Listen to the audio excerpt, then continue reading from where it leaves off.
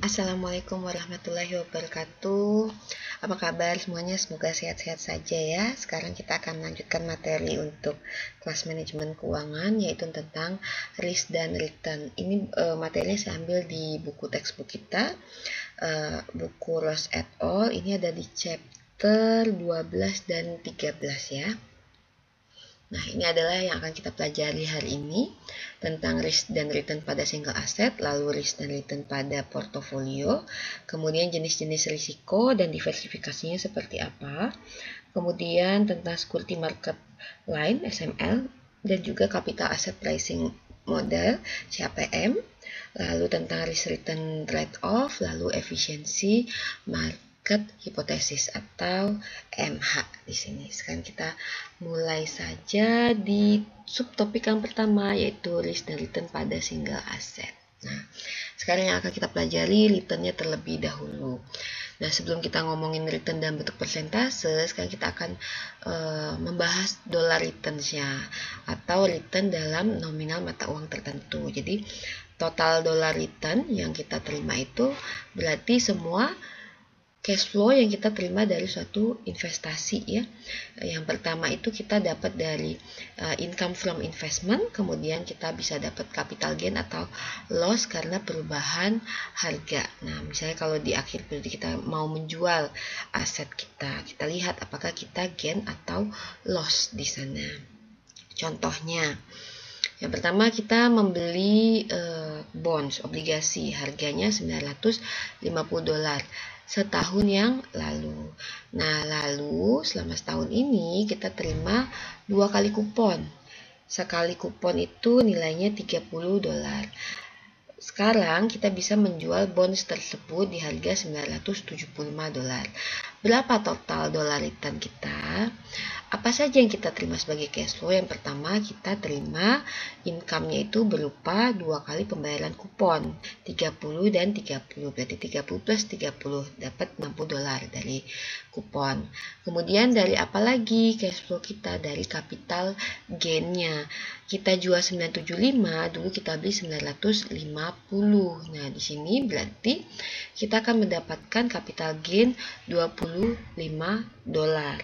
Berarti return kita dalam mata uang dolar itu adalah income ditambah dengan capital gain-nya. 60 plus $25 sama dengan $85. Jadi dengan modal $950 setahun yang lalu, kita menerima return $85. Terjadi kenaikan nilai dari 950 menjadi 950 plus $85 saat ini. Nah, lalu contoh selanjutnya, pada awal tahun ada saham, dia dijual $37 per share. Lalu kita membeli $100. Lalu dalam setahun stok ini membayar dividen $1,85 per share-nya, per lembar sahamnya. Kemudian saat ini value dari stok itu meningkat menjadi $40,33 per share. Nah, berapa total dollar return kita? Nah, apa saja yang kita terima sebagai income? Kalau tadi di bonds kita terima income-nya dari kupon, kalau stok kita terima dari dividen.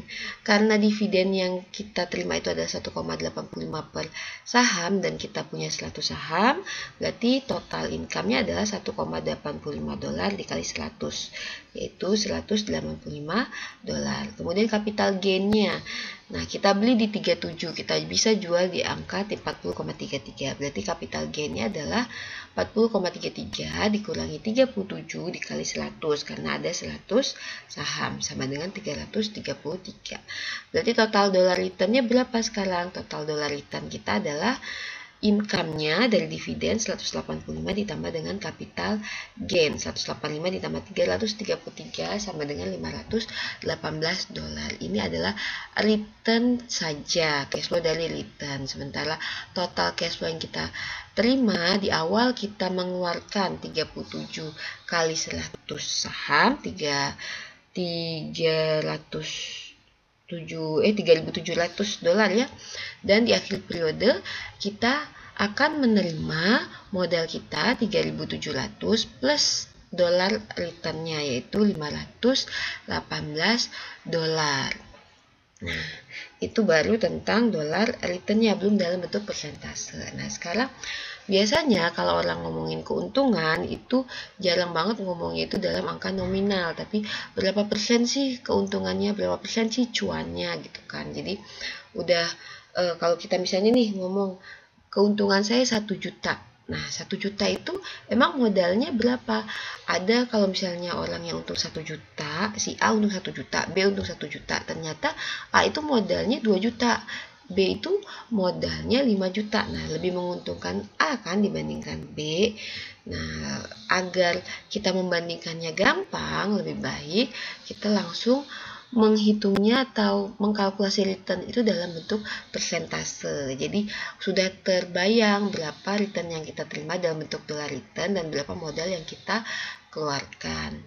Nah, di sini kita lihat ya, percentage returnnya itu sebenarnya sama saja seperti dolar return, tapi dolar return yang sudah dibagi dengan berapa modal yang kita keluarkan. Jadi total percentage return itu sama total dolar return dibagi dengan berapa modal yang kita keluarkan di awal.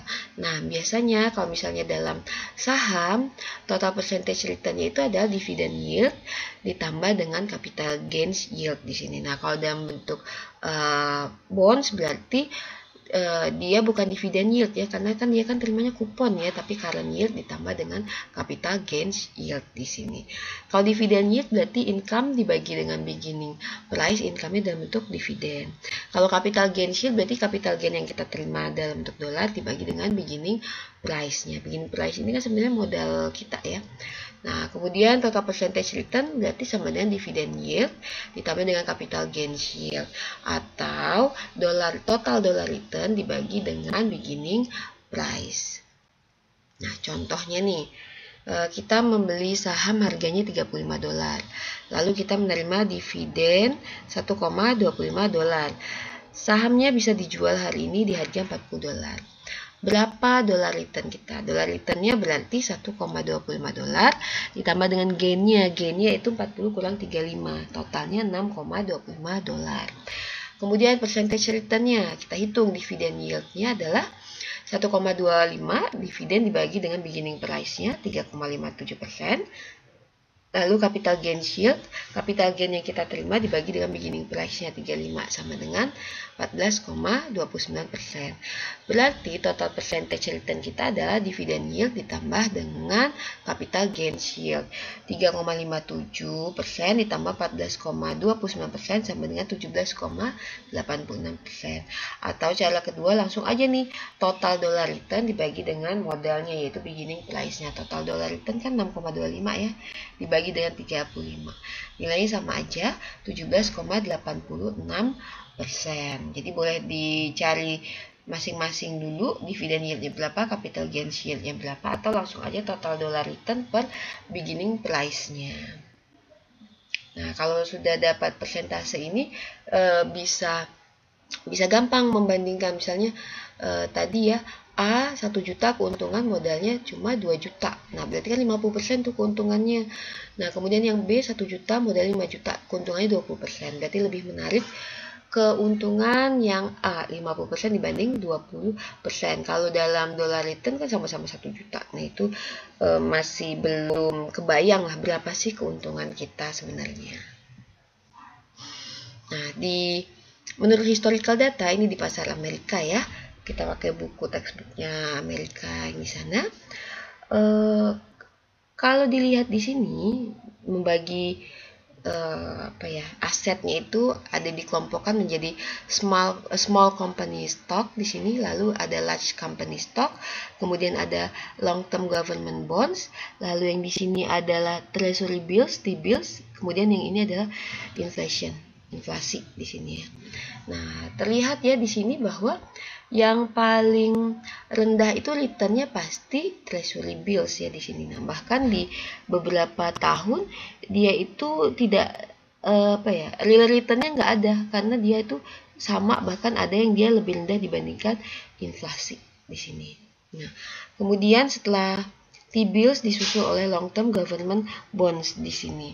Kemudian large company stock, dan paling tinggi adalah small company stock untuk returnnya. Jadi misalnya di tahun 1925 kalian beli $1 di small company stock, $1 di large company stock, $1 di long term government bonds, dan $1 di T-bills. Nah, pas di tahun 2015 di sini itu yang small company stock tuh nilainya menjadi menjadi $33.214,15.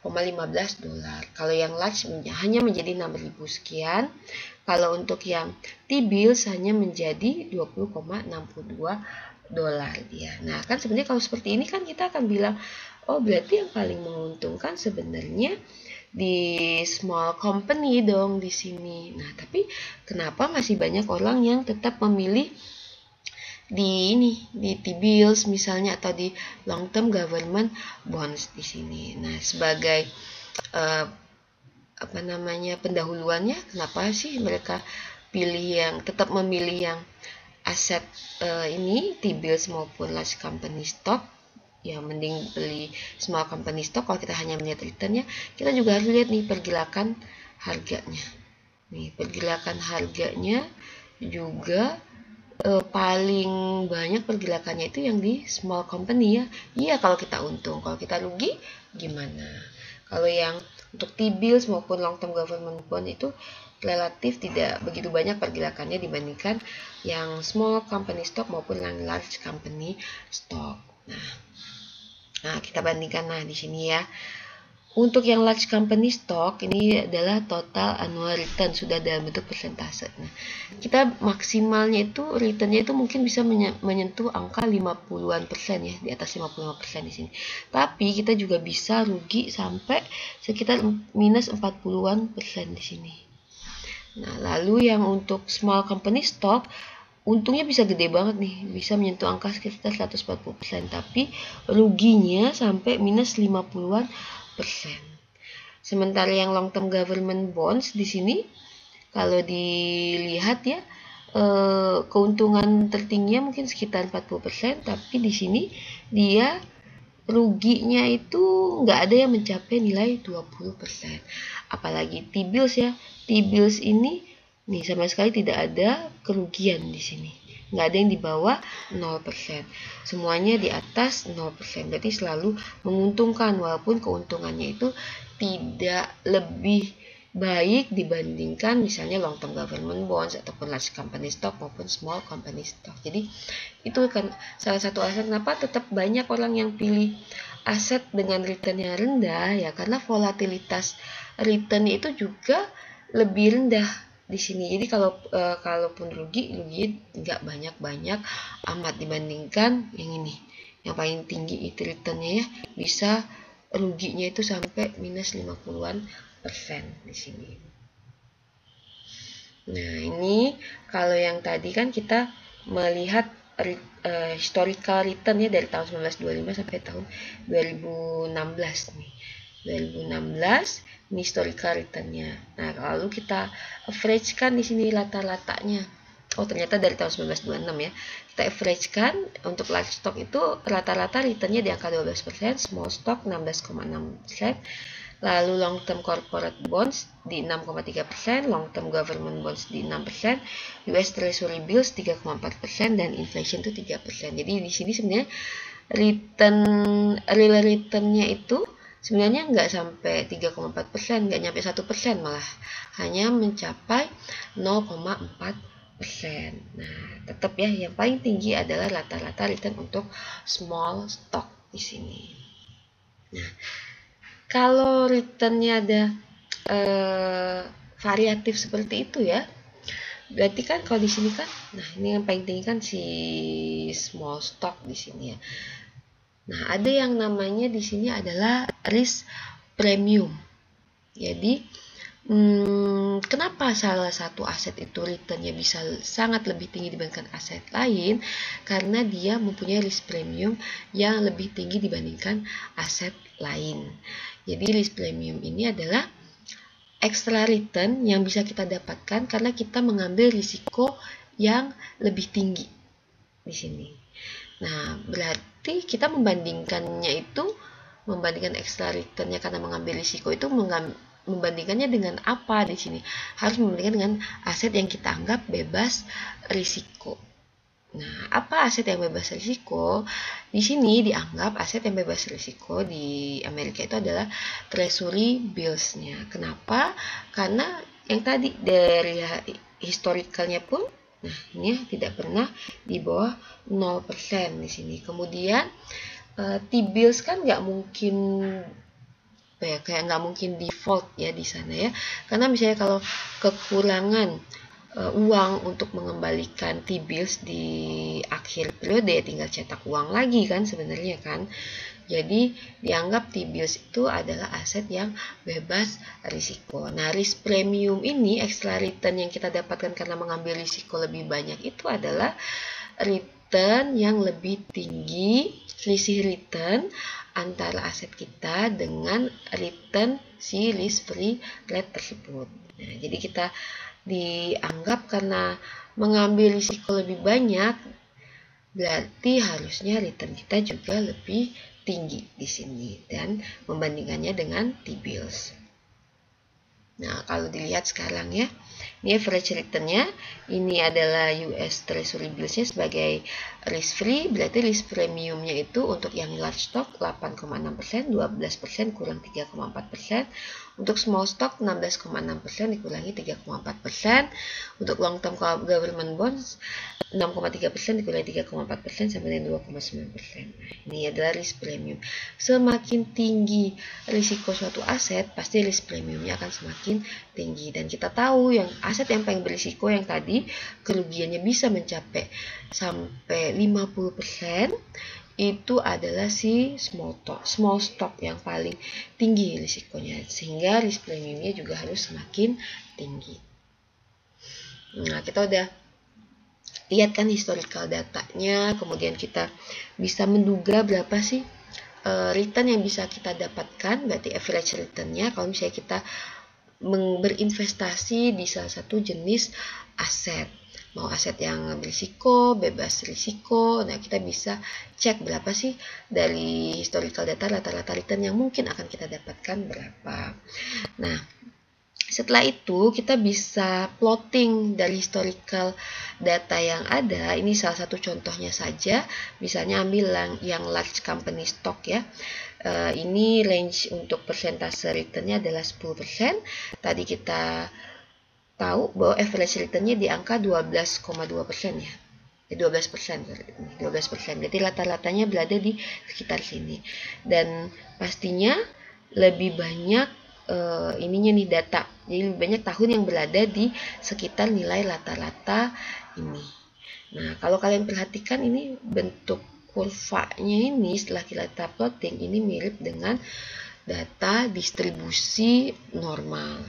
Bell shape. Jadi bentuknya seperti lonceng di sini ya. Kalau misalnya kita perbanyak lagi datanya, ini kan kayak masih nggak begitu bell shape ya, masih ada banyak datanya itu mungkin lebih banyak agak yang di sini ya. Nah, itu kalau kita tambahkan lagi datanya, kemungkinan besar dia itu akan simetris antara sisi kiri dan sisi kanan dari rata-ratanya. Nah, di sini kita bisa lihat ya, ada variabilitas return-nya. Nih, return itu bisa melenceng nih, bisa melenceng ke sini, ke kiri, atau bisa melenceng ke sisi sebelah kanan dari rata-ratanya. Nah, variabilitas return inilah yang disebut dengan risiko. Jadi kalau kita mau menanamkan mau berinvestasi di salah satu aset, kan kita ekspektasi kita nanti kita akan mendapat return sebesar return rata-rata. Nah, tapi ternyata kenyataannya mungkin dia akan melenceng dari rata-rata tersebut, ada variabilitasnya. Variabilitas itulah yang disebut dengan risiko. Semakin tinggi variabilitasnya, semakin tinggi risikonya. Nah, variabilitas ini, risiko ini tidak hanya yang negatif saja ya, tapi yang positif juga. Jadi kalau misalnya variabilitasnya tinggi ya kita bisa untung banyak dan bisa juga rugi banyak di sini. Nah, ukuran untuk variabilitas tersebut itu diukur dengan varians dan standar deviasi, ukuran yang paling umum untuk mengukur risiko. Semakin besar volatilitas, semakin besar pula ketidakpastian. Semakin besar ketidakpastian apakah aktual return-nya melenceng atau sama dengan average return-nya. Nah, ini ya, varians dan standar deviasi itu mengukur volatilitas dari aset return. Untuk varians, mengukurnya seperti apa ya? Mengukurnya seperti mengukur varians biasa ya. Kita jumlahkan square deviation dari mean, jadi selisih antara mean dengan aktual datanya, kemudian kita kuadratkan, lalu kita jumlahkan semuanya, lalu kita bagi dengan number of observation dikurangi 1, karena data kita kan data sampel ya, bukan data populasi, makanya dibagi dengan number of observation dikurangi 1. Standar deviasi seperti apa? Standar deviasi langsung aja akar dari varians ini. Contohnya menghitung varians dan standar deviasi. Kita punya historical data 4 tahun. Ini adalah aktual return-nya. Yang pertama kita cari itu adalah average return-nya ya, yaitu kita jumlahkan nih aktual return-nya 0,42 atau 42% dibagi dengan 4, dapatlah average return-nya adalah 10,5% atau 0,105. Nah, lalu kita hitung deviasi dari min-nya. Untuk aktual return 15%, berarti 15% dikurangi dengan 10,5% sama dengan 4,5%. Kemudian yang di sini 9% dikurang 10,5% minus 1,5% di sini dan seterusnya di sini. Ini adalah deviasi dari min. Nah, ingat untuk mencari varians kita harus kuadratkan terlebih dahulu di sini. Kenapa? Kalau kita nggak kuadratkan, coba kalian perhatikan di sini. Ketika tidak dikuadratkan, ketika semua deviasi dari rata-rata ini ditambah, nilainya 0. Jadi seolah-olah tidak ada deviasi dari rata-rata, padahal terjadi deviasi dari rata-rata tersebut, makanya harus dikuadratkan. Nah, ini kita kuadratkan di sini 0,045 dikuadratkan menjadi 0,002025 minus 0,015 dikuadratkan menjadi 0,000225 dan seterusnya. Kita tambahkan, hasilnya adalah 0,0045. Variansnya, ini lambangnya ya. Varians itu adalah sigma kuadrat. Itu adalah jumlah dari square deviation ini dibagi dengan jumlah observasi kurangin 1. Jumlah observasi 4 dikurangi 1. Sama dengan 0,0015. Standar deviasinya langsung aja akar dari 0,0015 yaitu 0,03873%. Jadi rata-rata returnnya 10,5% dan standar deviasinya adalah 3,873%. Jadi variabilitas datanya yang diukur dari standar deviasi yaitu 3,873%. Nah, ini kita lihat ya untuk average return. Yang paling tinggi tadi ya si small company stock, dan risk premium juga paling tinggi yang small company stock. Nah, pasti diikuti dengan standar deviasi yang paling tinggi. Ini jauh banget ya, standar deviasinya 31,9% dibandingkan aset yang lainnya. Nah, ini kalau misalnya kita gambarkan frekuensi distribusinya seperti ini. Nah, kita lihat ya, rata-rata mirip lah dengan kurva distribusi normal di sini untuk setiap asetnya. Nah, karena tadi berdasarkan data historical, return itu ternyata begitu kita plotting, yaitu mengikuti kurva distribusi normal ya di sini ya. Nah, dan kurva distribusi normal ini sebenarnya terjadi juga untuk setiap kejadian yang natural ya, natural dan random di alam itu biasanya mengikuti kurva distribusi normal, bell curve ya, dia bentuknya mirip seperti lonceng. Nah, lalu si kurva distribusi normal ini dia hanya untuk membuat kurva distribusi normal itu kita hanya butuh Jadi memplottingnya berdasarkan data historis. Dan kalau misalnya kita mau ngecek atau kita mau mengetahui berapa sih probabilitas di kurva distribusi normal itu, kita hanya cukup perlu data apa? Data rata-rata dan data standar deviasi. Maksudnya seperti apa nanti akan kita bahas di contoh soal berikutnya. Nah, ini ya, kalau kita lihat di figur 1210 yang tadi ini, jadi ya bisa dibilang lah rata-rata si stok maupun bonds, aset keuangan di pasar modal itu akan mengikuti distribusi normal secara kasar ya. Dan kalau kita tambah lagi datanya, kemungkinan besar itu benar-benar sesuai dengan kurva distribusi normal. Nah, ini adalah kurva distribusi normal baku di sini. Nah, jadi di sini untuk kurva distribusi normal baku itu dia mengkonversi data raw datanya itu, kan kita kan punya data return nih, rata-rata 12%. Untuk large company stock ya sekitar 12% rata-ratanya. Kemudian kita udah tahu berapa deviasinya di sini. Untuk deviasinya kita cek deh. Ini ya, 19,9%, sekitar 20%. Nah, ini ya. Ketika di plotting misalnya, ini di standardize nilai-nilai returnnya itu menjadi nilai Z namanya. Nilai Z itu rumusnya adalah X dikurangi average-nya lalu dibagi dengan standar deviasi di sini. Nah, nanti akan ketemu nilai Z di masing-masing poin di sini. Nah, nilai Z untuk rata-rata pasti 0 kan. X-nya adalah rata-rata dikurangi rata-rata, 0 ya, dibagi 0 dibagi berapapun tetap 0, berarti nilai Z-nya adalah 0. Nah, kemudian kalau misalnya ada return itu dia lebih besar satu kali rata-rata dari return. Nah, tadi satu kali standar deviasinya kan 19,9%.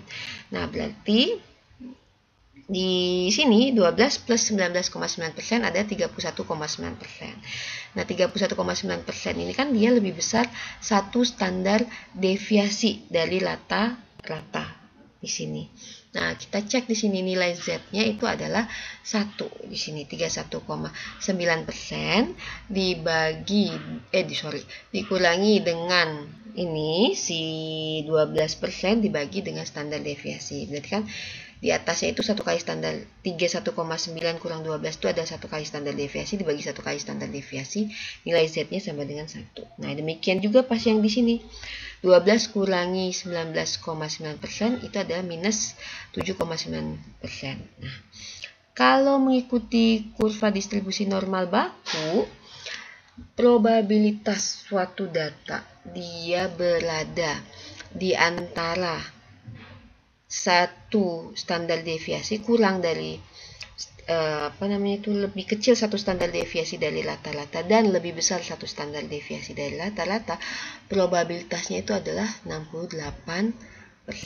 Kemudian kalau dua kali standar deviasi itu adalah 95%. Kalau tiga kali standar deviasi itu adalah 99%. Artinya apa?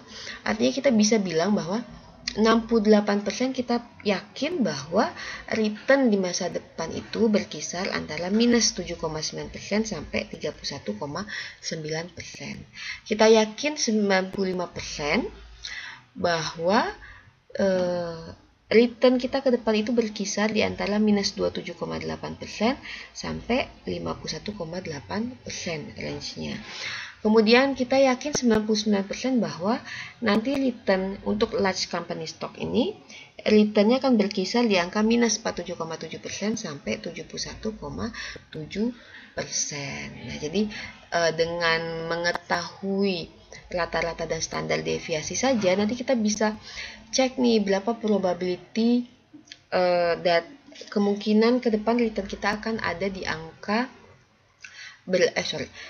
kalau kita sudah punya nilai rata-rata dan standar deviasi ini ke depan, kalau kita memperkirakan returnnya antara segini sampai segini, kita bisa tahu berapa probabilitas taksiran return kita itu terjadi.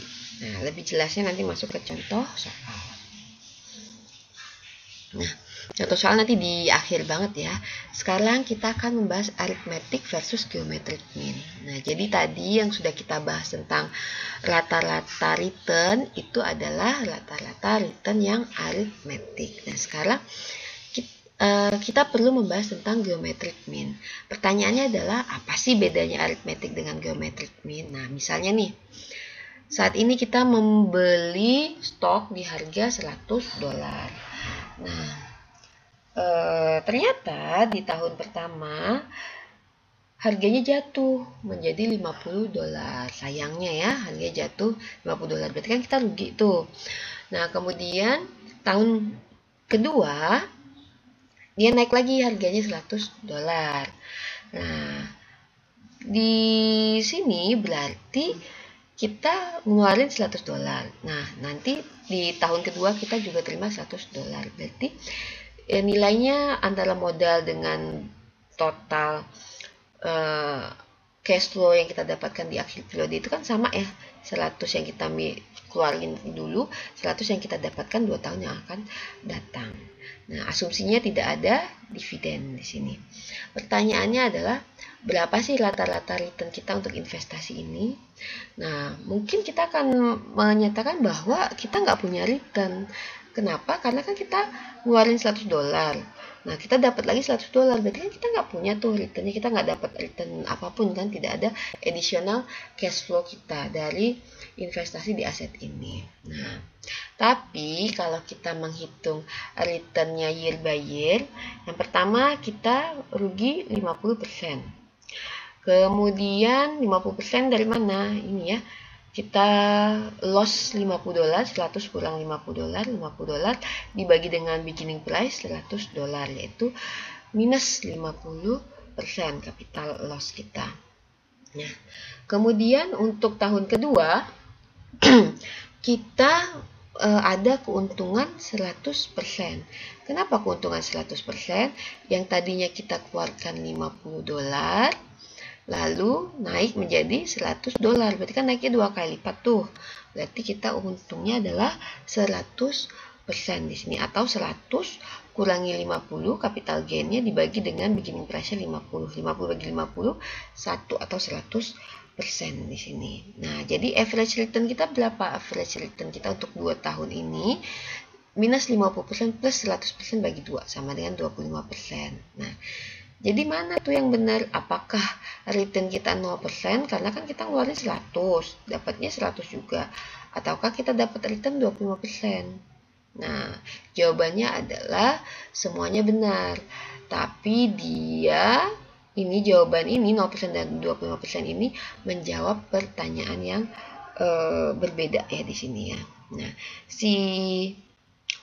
different question ini ya. Jadi 0% ini disebut dengan geometric average return. Kemudian yang si 25% ini disebut dengan arithmetic average return.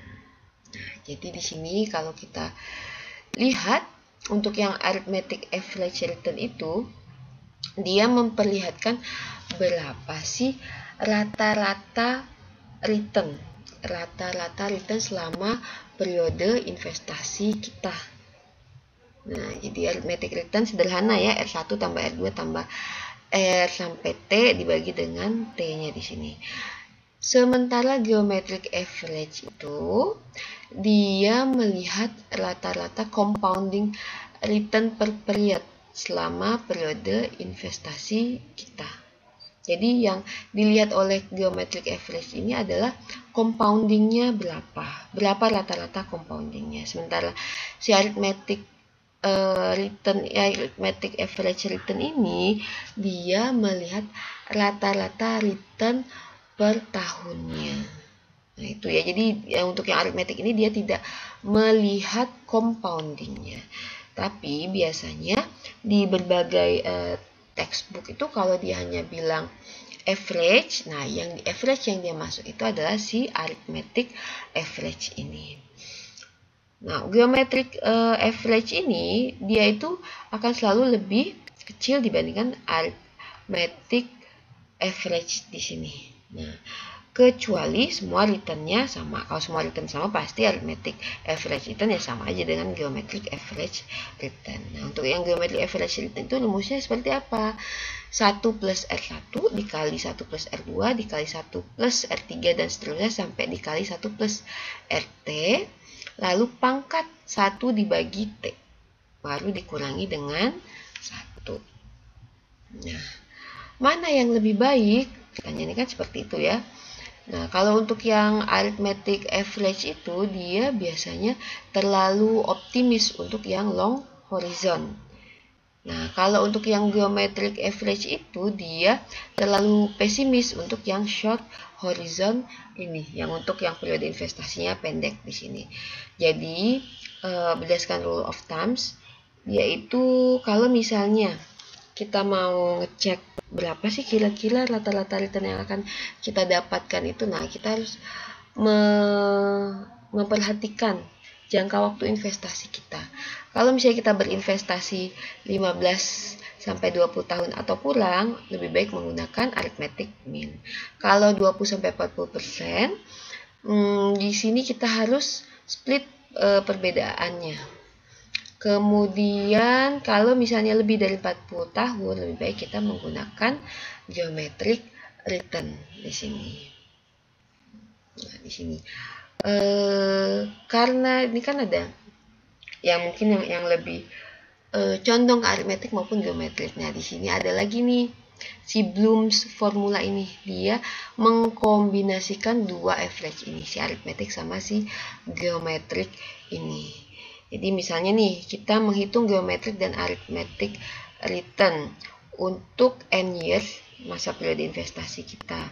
Nah, kemudian kita berharap menggunakan rata-rata ini untuk years average return forecast. Jadi kita mau tahu ke depan itu, berapa tahun ke depan itu, berapa sih perkiraan returnnya.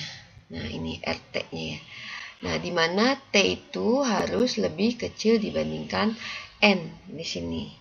Nah, jadi si return forecast kita, RT kita sama dengan T dikurangi 1 dibagi N kurang 1 dikali geometric average ditambah N kurang T dibagi N minus 1 dikali arithmetic average-nya. Jadi dia menggabungkan kelebihan dan kekurangan antara geometric average dan arithmetic average ini. Nah, sekarang kita masuk ke contoh soal ya. Berapa sih arithmetic dan geometric average dari data return ini?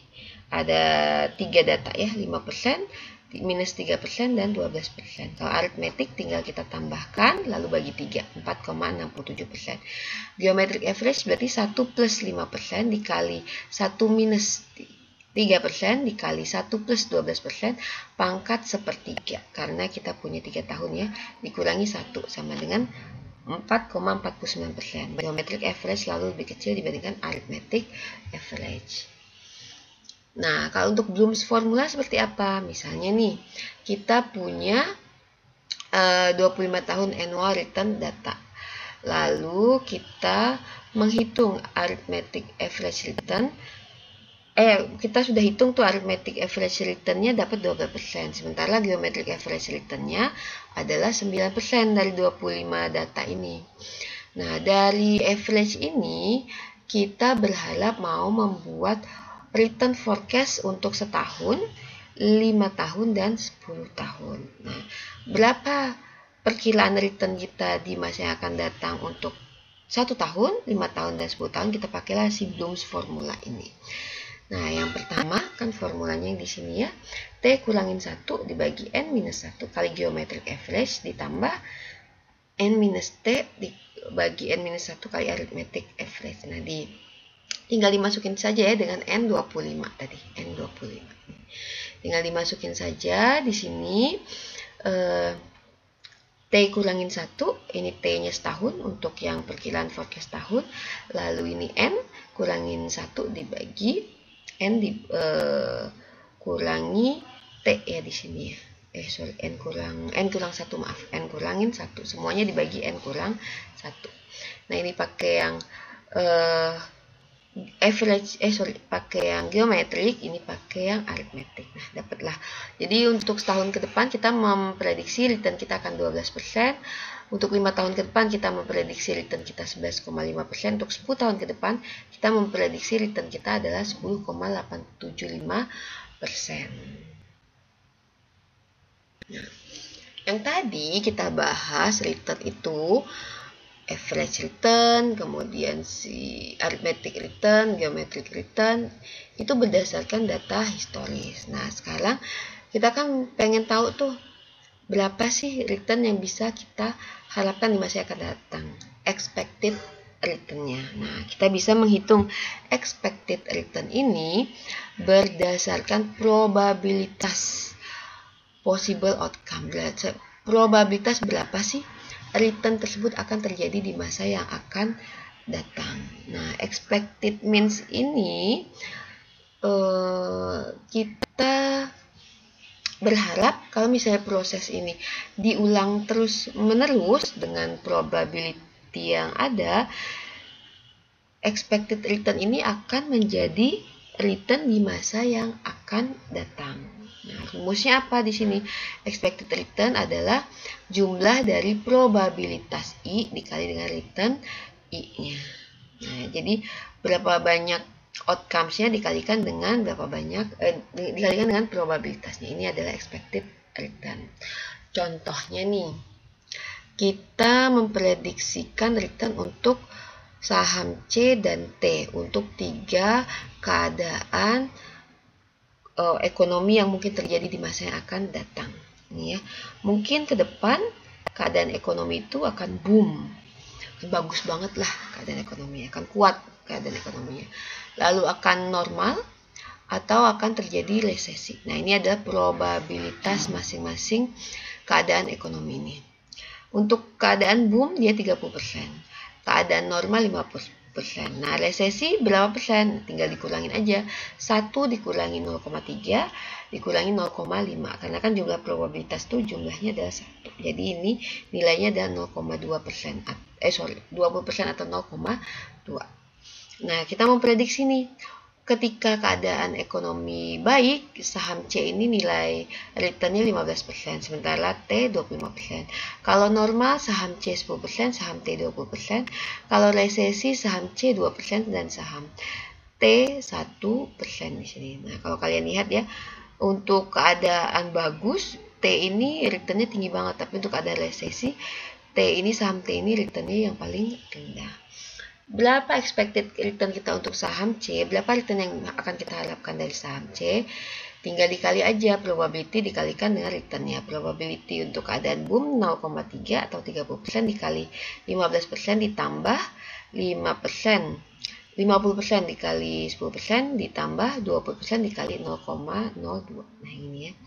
Jadi 9,9%. Jadi kita berekspektasi ke depan return untuk saham C itu adalah 9,9%.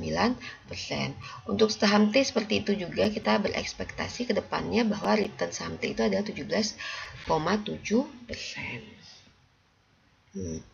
Lalu bagaimana menghitung varians dan standar deviasinya? Nah, di sini kita menghitungnya berdasarkan weighted average dari square deviation. Square deviation-nya berarti kan ini ya, penyimpangan dia dari rata-rata. Nah, rata-ratanya di sini kita pakai yang expected return. Nah, weighted average-nya dinilai dari probabilitasnya juga di sini.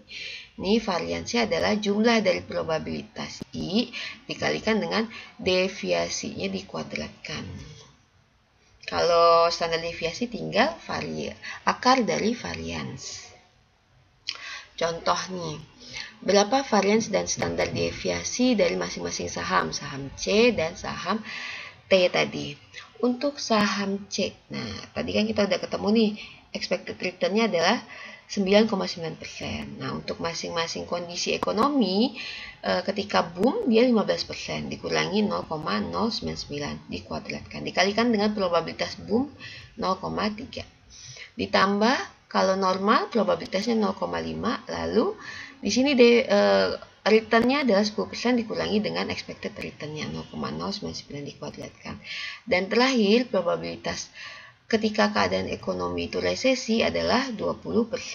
Dikali dengan return kalau keadaan ekonomi resesi 2%, dikurangi dengan expected return-nya lalu dikuadratkan. Dapatlah variansnya 0,002029 dengan standar deviasi 4,5%. Begitu juga untuk stok T. Nah, dengan standar deviasi 8,63%. Bisa kalian lihat ya bahwa high risk, high return di sini. Tadi kan stok T yang returnnya lebih tinggi, expected returnnya lebih tinggi 17,7%. Tapi jangan lupa risikonya juga lebih tinggi. Nah, ini 8,63%, hampir 2 kali lipatnya variabilitasnya. Contoh lainnya di sini. Nah, di sini ada saham ABC. Di sini ini data returnnya, udah data return ya. Ini adalah probabilitas 4 possible outcome, 4 possible keadaan ekonomi akan terjadi di masa yang akan datang. Boom, normal, slowdown, sama resesi. Sudah ada semua probabilitasnya. Pertanyaannya adalah berapa expected return-nya, berapa variansnya, dan berapa standar deviasinya. Kita pakai Excel ya. Nah, di sini ini probabilitasnya, ini adalah return dari ABC ini.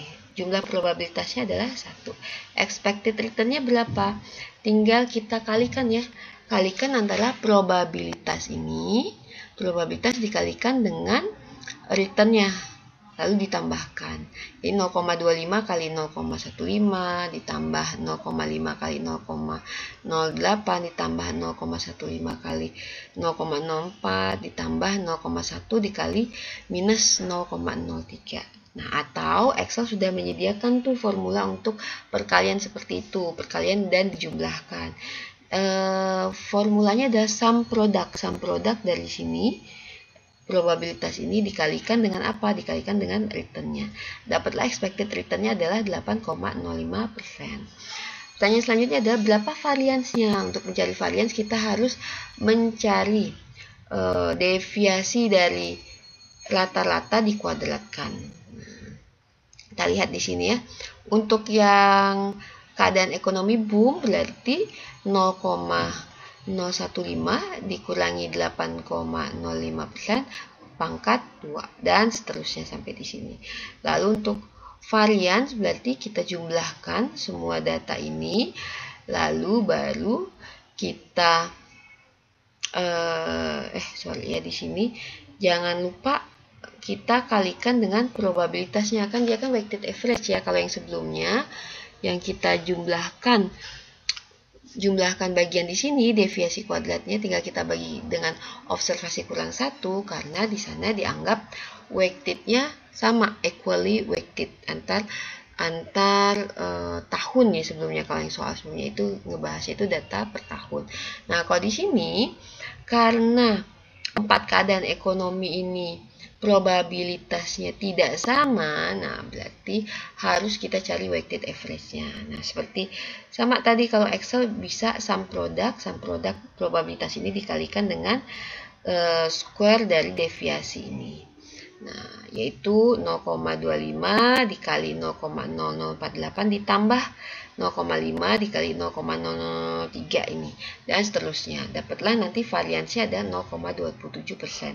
Dengan standar deviasi kita kuadrat dari 0,27 sama dengan 5,17% standar deviasinya.